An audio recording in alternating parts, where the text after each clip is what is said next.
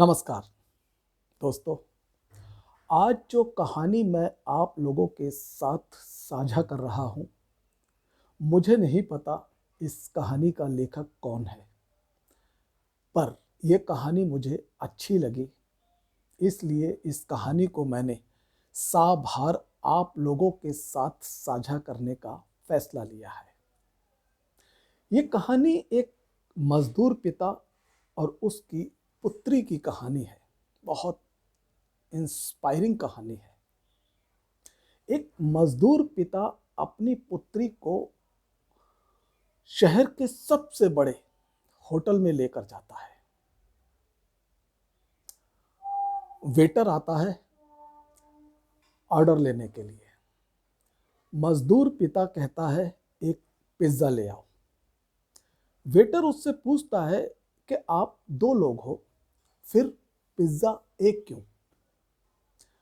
मजदूर पिता वेटर से स्पष्ट इस बात को कहता है कि मेरे पास 2 पिज्ज़ा के पैसे नहीं हैं और मैंने अपनी बेटी से वायदा किया था कि वो हाई स्कूल के अंदर अगर प्रथम श्रेणी से पास होगी तो मैं इसको शहर के सबसे बड़े होटल में पिज्ज़ा पार्टी दूंगा।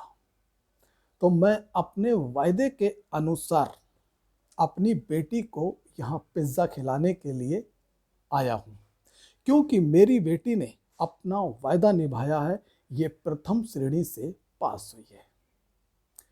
मेरे पास केवल एक पिज्ज़ा के पैसे हैं, आप एक पिज्ज़ा ले आओ। वेटर अंदर गया। होटल मालिक से उसने कहा कि अंदर जो एक पिता पुत्री बैठे हैं, आज उसकी बेटी ने प्रथम श्रेणी में अपनी परीक्षा पास की है, लेकिन उसके पिता के पास 2 पिज्ज़ा के पैसे नहीं है। उसने एक पिज्ज़ा ऑर्डर किया है।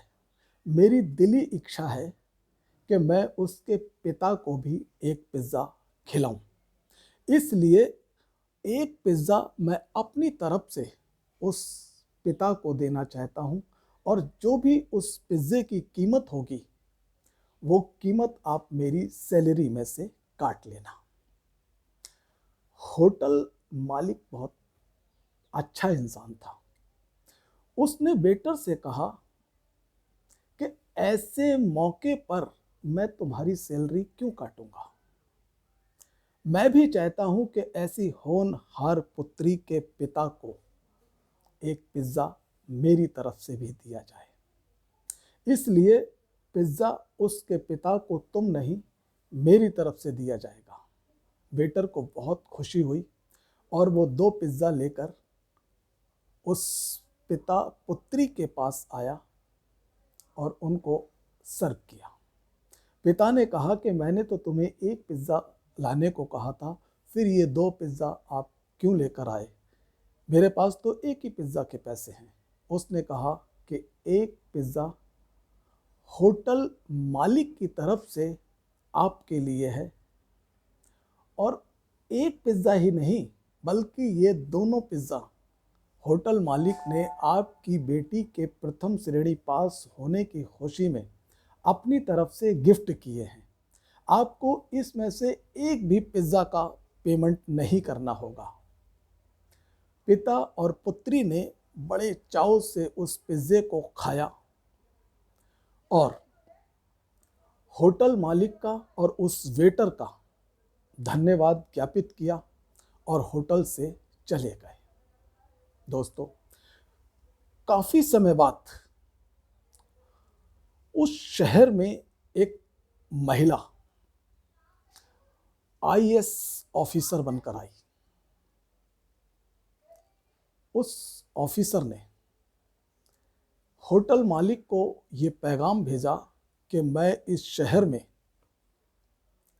आईएएस ऑफिसर बनकर आई हूँ। इस खुशी में आपके होटल में एक पार्टी देना चाहती हूँ।